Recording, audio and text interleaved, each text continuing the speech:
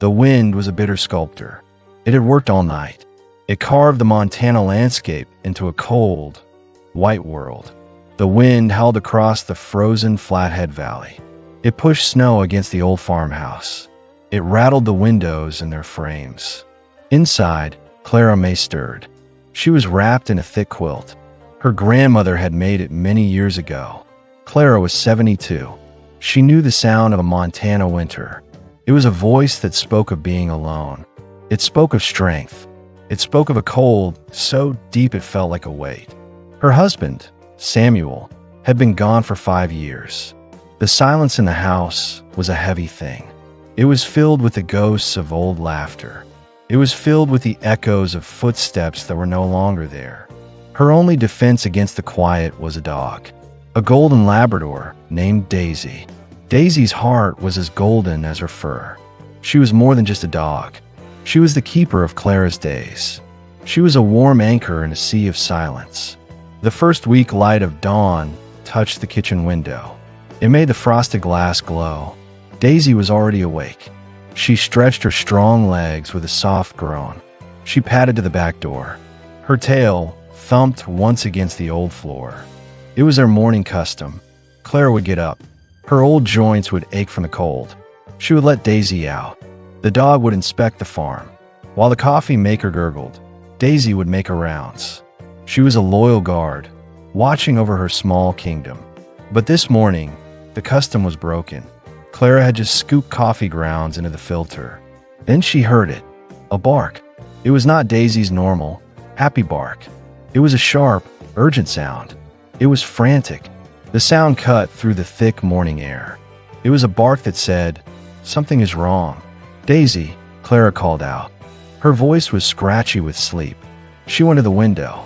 She wiped a clear circle on the condensed glass. She could see Daisy's paw prints in the new snow. They made a straight line to the big red barn. Samuel had built that barn with his own hands. The dog was a small golden spot against the old wood. She danced back and forth.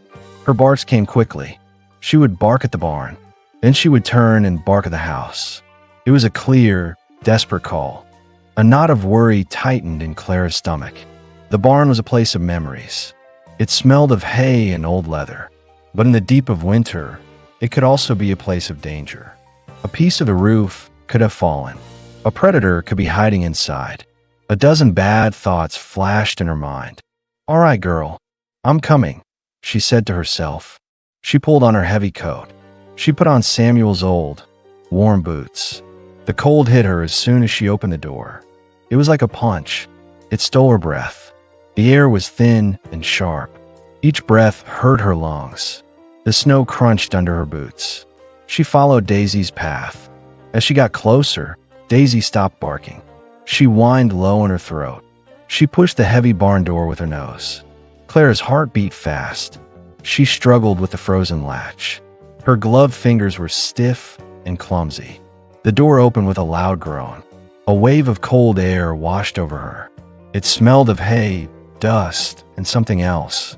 Something wild. The inside of the barn was huge and dark. Thin beams of light came through the high, frosted windows. It took a moment for Clara's eyes to see in the dim light. Daisy did not wait. She trotted to the far corner. There was a stack of old hay bales there. They had not been moved in years. Daisy stopped. She looked back at Clara. She let out a soft whimper. Clara followed. Her boots sank into the loose straw on the floor. She walked around the hay bales. She saw what had made Daisy so upset. There in a small hole in the straw was a tiny, shaking thing. It was a small creature. It was no bigger than her hand. Its fur was matted and brown. Two huge eyes looked up at her. They were the color of amber. They were wide with a fear so great it seemed to swallow the small body. A tiny, weak whimper came from its mouth. It was a sound of pure sadness.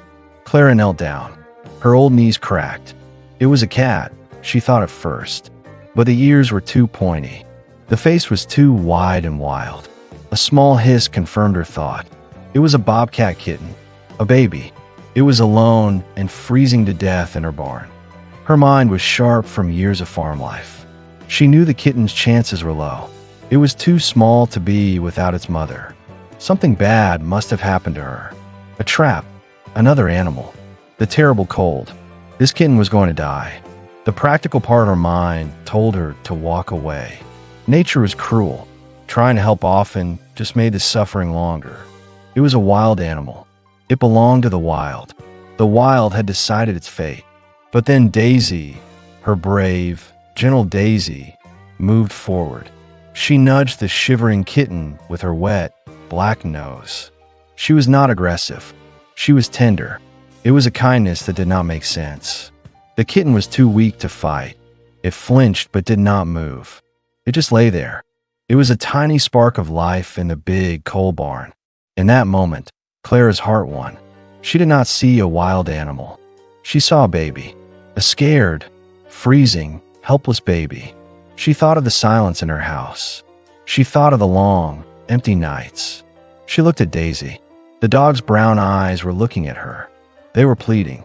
"Oh, for heaven's sake," Clara whispered. Her breath made a cloud in the icy air. She unzipped her coat. She unwound the thick cashmere scarf from her neck. It was a gift from Samuel, one of his last.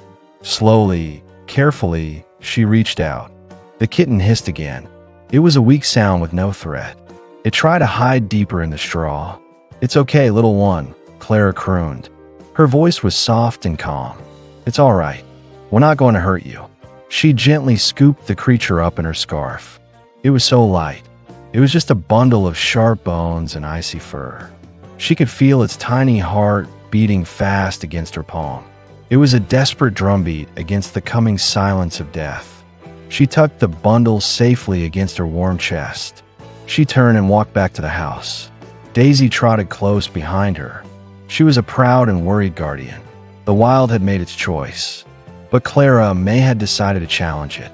Back in the warm kitchen, the change was sharp. The air was warm and smelled of coffee. A fire in the stove gave off a sweet, applewood scent. Clara gently placed her shivering bundle on a soft towel. She had laid it on the floor near the fire. She carefully unwrapped the scarf. The bobcat kitten lay there. It was stunned by the light and warmth. Its coat was a mess of ice and dirt. Its tiny body shook violently. Its amber eyes were wide and bright. They followed Clara's every move. They were filled with fear and a little bit of curiosity. "Now, what am I going to do with you?" Clara murmured to herself. Her first job was to get it warm. She filled a small tub with lukewarm water. She tested it with her wrist, just like she had for her own children long ago. The kitten pulled back when she put in the water, but it was too weak to fight. It cried a sad, little cry as Clara gently washed the dirt from its fur. Daisy stood nearby. She was a silent, worried watcher. Her head was tilted. Her tail wagged slowly and anxiously. As Clara washed the kitten, she felt how sick it was. Its ribs were sharp under its skin. Its spine was a bumpy line. It was starving. The cold had almost killed it. She worked quickly.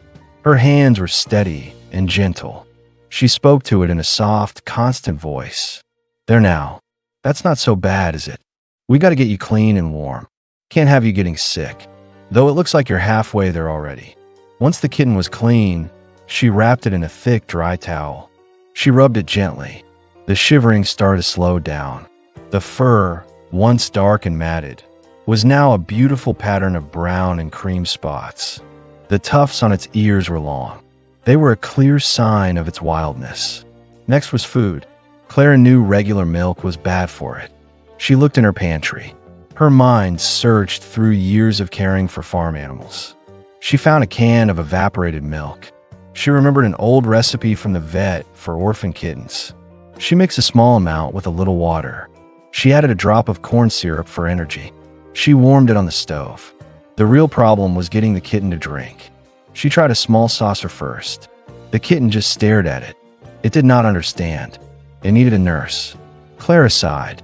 She knew she would have to go to town, but that had to wait. She had to find a solution now. She found an old eyedropper in her medicine cabinet. She cleaned it. She filled it with the warm milk formula. She held the kitten in one arm. She brought the dropper to its lips. The kitten turned its head away. It hissed weakly. "Come on now," Clara coaxed. "You need this. Just a little taste." She squeezed a single drop onto its mouth. The kitten's pink tongue flicked out. It was a reflex. It tasted the sweetness. Its ears twitched. Clara squeezed another drop. This time, the kitten licked it away. It seemed interested. Slowly, carefully, drop by drop, she got a small amount of milk into the tiny animal. It was a small success, but it felt huge. The kitten was exhausted. It fell asleep in her arms. Its breathing was still shallow, but it was more regular. Clara made a small bed for it.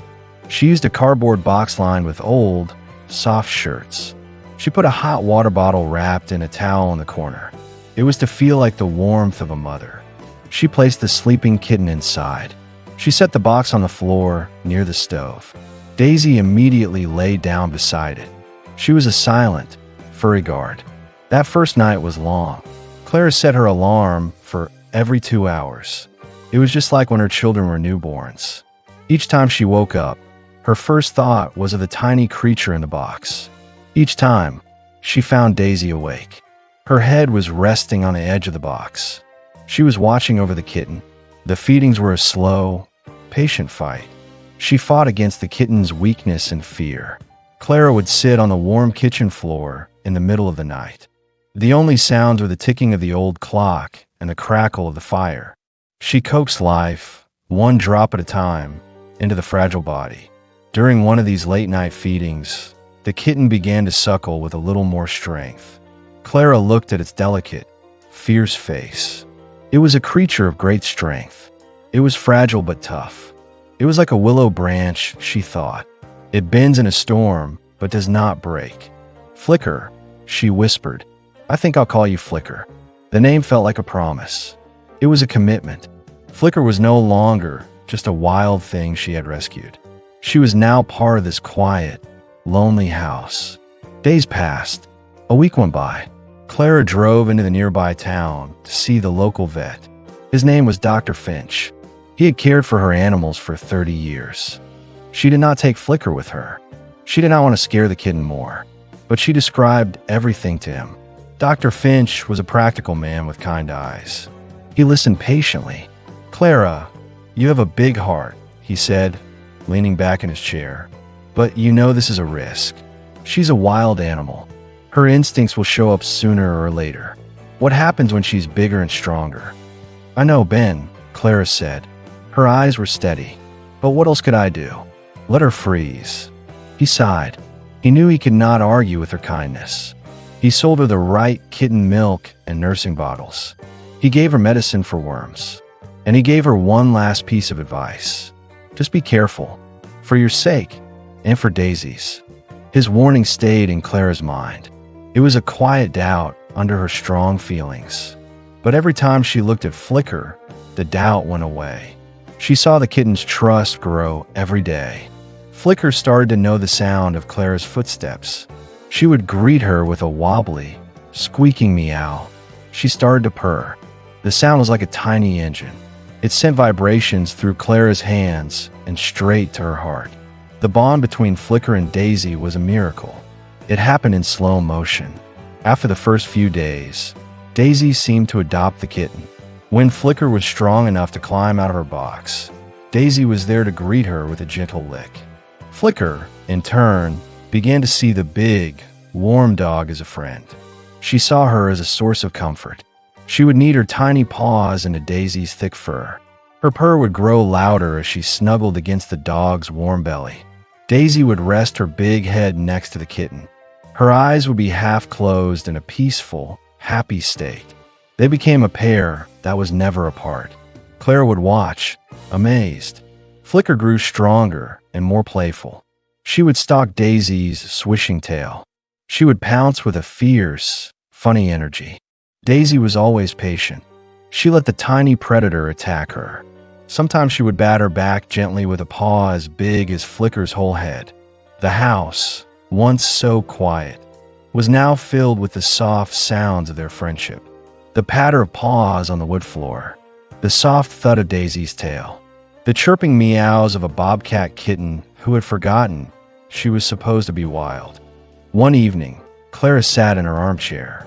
A book was open on her lap. She watched them by the fire. Flicker was curled up on Daisy's back, a small, spotted shape on a sea of gold. Daisy was snoring softly. The sight filled a hole in Clara's chest. She hadn't realized how big and empty it was. She looked at the picture of Samuel on the fireplace mantel. His kind, smiling face looked back at her. "You wouldn't believe it, Samuel," she whispered. A smile touched her own lips. "You just wouldn't believe the family I have now." The winter still howled outside, but inside Clara's farmhouse, a warm spring had begun. Winter slowly let go of its cold hold on the valley. The strong winds became soft breezes. The sun, once a pale circle in the sky, began to shine with real warmth. Patches of brown earth appeared in the white snow. The sad silence of winter was replaced by the happy sound of melting snow and birds returning. Inside the farmhouse, a similar change was happening. Flicker had grown up. The skinny, half-frozen kitten was gone. In her place was a sleek, strong young bobcat.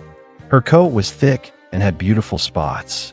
Her tufted ears were always alert.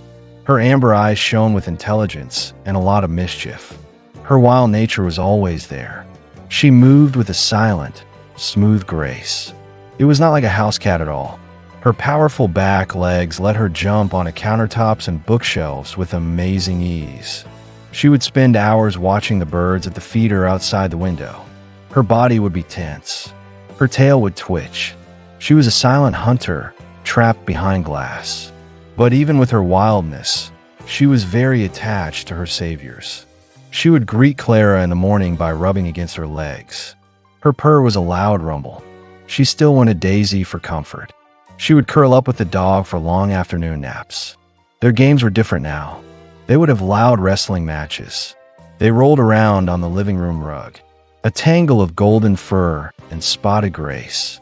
Daisy, even though she was bigger and stronger, was always gentle. She seemed to understand their special relationship. Flicker never used her sharp claws on her dog friend.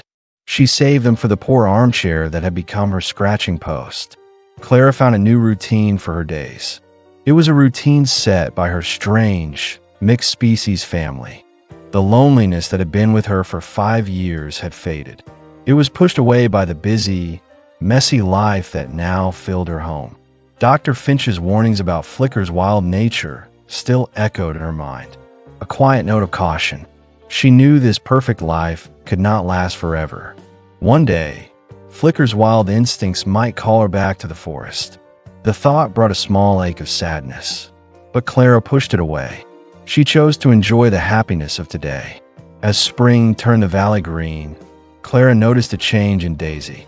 Her usually energetic dog had become tired. Her appetite had grown. Her belly had become round and firm. At first, Clara thought it was just from too many winter snacks. But one afternoon, she was brushing Daisy's thick coat. She felt a clear, rolling movement under her hands. A slow smile spread across Clara's face. "Well, I'll be," she murmured. She scratched Daisy behind the ears. "You've been keeping a little secret, haven't you, girl?" A visit from a neighbor's handsome black lab a few months ago had been more than just a friendly visit. Daisy was pregnant. The news brought a wave of excitement to the quiet farmhouse. Clara started to prepare. She made a whelping box in a quiet corner of the utility room. She lined it with clean blankets and old towels. Flicker watched all of this with great curiosity. She would sniff at the new box. Her nose would twitch. She would watch Clara with her big amber eyes. She seemed to be trying to understand what was happening. Her connection to Daisy seemed to get even deeper. She became the dog's shadow. She rarely left her side. She often rested her head on Daisy's swollen belly. It was as if she was listening to the secrets inside. One cool spring morning, the time came. Daisy started to pant and walk around nervously. She went to the whelping box Clara had made. Clara stayed with her. Her presence was calm and steady. She sat on a low stool next to the box. She spoke in soft, encouraging words. She stroked Daisy's head as the labor pains began. Flicker was a silent, nervous watcher. She hid under the kitchen table at first. She peeked out. Her body was tense. The sounds of Daisy's labor, the heavy panting and the soft whimpers of pain, were upsetting her. She did not understand what was happening to her friend, her protector. Clara sensed the bobcat's fear. She spoke to her, too. "It's all right, Flicker. Daisy's okay. She's just having her babies."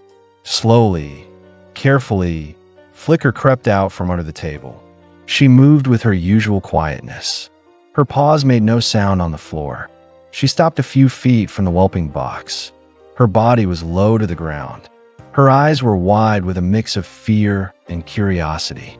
Over the next few hours, 4 tiny puppies were born. They were perfect, wiggling bundles of life. 2 were golden like their mother. 2 were a shiny black. Daisy was exhausted but happy. She immediately started to clean each newborn with her tongue. She nudged them toward her to nurse. Once the puppies were settled and drinking milk, a deep peace filled the room. Daisy, the new mother, was naturally protective.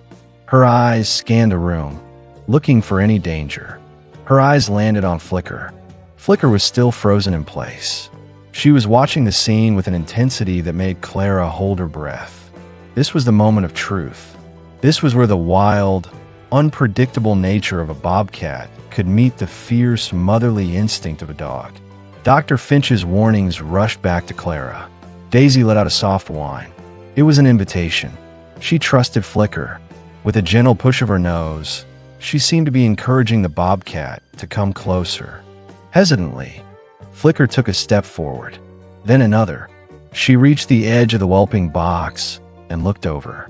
She saw the tiny, squirming puppies.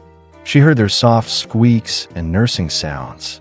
Her ears moved, taking in every detail. Her nose twitched, smelling the new smells of birth and milk. Clara watched. Her hand was ready to jump in. Flicker lowered her head into the box. She sniffed at the nearest puppy, a small golden female. The puppy, blind and deaf, moved in response to the new smell. Then, to Clara's complete surprise, Flicker did something amazing. She began to lick the puppy. Her rough, cat-like tongue was surprisingly gentle. She groomed the newborn's head. She copied what the mother was doing. A wave of emotion washed over Clara. It was so strong it brought tears to her eyes. She watched as Flicker moved from one puppy to the next. She gave a soft lick to each one. Then she settled down at the edge of the box. She was a watchful co-guardian. She did not try to stop Daisy from nursing. She just lay there. Her rumbling purr was a calming sound next to the puppy's soft squeals. She was not a predator. She was not a threat. In that moment, she was family. She was Aunt Flicker. The days that followed were a messy, happy joy. The farmhouse, once so lonely, became a noisy, busy nursery. Raising 4 active puppies was a full-time job. It was a job that Daisy and Flicker shared. Daisy was the perfect mother. She was patient and kind. She fed them, cleaned them, and put up with their endless climbing with a tired sigh. Flicker, however, became the head of entertainment and security. When the puppies' eyes opened and they started to walk, Flicker was their main playmate. She was endlessly interesting to them. She would stalk them through the living room. She would wiggle her back, and before pouncing into a soft pile of them, this would start a storm of yips and tumbles. She taught them how to play. Her bobcat instincts showed through. She would bat at them with soft paws. Her claws were always hidden. She taught them how to ambush. She would bring them her favorite toys, a crumpled piece of paper, a feather, and encourage them to chase it. She was also very protective. If a car drove down a long driveway, or a deer came too close to the house, Flicker was the first one to the window. A low growl would rumble in her chest. She would place herself between the puppies and the things she saw as a threat. She and Daisy were an amazing team, a golden Labrador and a wild bobcat. They were united by their love for the 4 little lives they were raising together. Clara was their audience, their provider, their matriarch. She spent her days laughing at their games. She marveled at how strange and beautiful it all was. She would sit on her porch in the warm evenings, a cup of chamomile tea in her hands. She would watch her incredible family. Daisy would be sleeping in a patch of sun. Her puppies, now growing into clumsy, leggy youngsters, would tumble and wrestle with a very patient Flicker nearby. A black puppy would tug on Flicker's tufted ear. A golden one would try to pounce on her twitching tail. Flicker would take it all. Sometimes she would bat one away or gently pin another with her paws. Then she would go back to her royal, watchful pose. One perfect summer evening, the sun dipped below the mountains. It painted the sky in shades of orange and purple. Clara watched the scene before her. Daisy, Flicker, and the 4 puppies were all nestled together on a large blanket on the lawn. A tangled pile of fur, wagging tails, and happy sighs. The terrible fear of that first winter morning in the barn felt like a lifetime ago. The cold, the silence, the loneliness, it had all melted away. It had been replaced by this, by love, by a family made in the harshest of winters, a family bound not by blood, but by a simple, powerful truth. Home is not a place, but a feeling, and family can be found in the most unexpected of hearts. She looked at the photograph on the mantel, which she could see through the screen door. "We did good, Samuel," she whispered to the quiet house. "We did real good." And for the first time in a very long time, the silence that answered her felt warm, peaceful, and complete.